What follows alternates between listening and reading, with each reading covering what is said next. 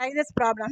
Can you divide 45 into 4 parts such that when 2 is added to the first part, 2 is subtracted from the second part, and 2 is multiplied by the third part, and fourth is divided by the 2 are same?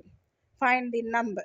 I repeat again. Can you divide 45 into 4 parts such that when 2 is added to the first part, 2 is subtracted from the second part, 2 is multiplied by the third part, and fourth part is divided by 2 are same? Find the answer. Here I give the answer. Solution. First part it is 8, second part is 12, third part is 5, fourth part is 20. Here first part oda 2 add panna 8 plus 2 varum, we get it 10. Second part 12, 2 subtract panna 10 varum. Third part enna sonna 2 ஆல multiply panna 10 varum. Fourth part 20 2 all divide பண்ணாலும் 10 varum.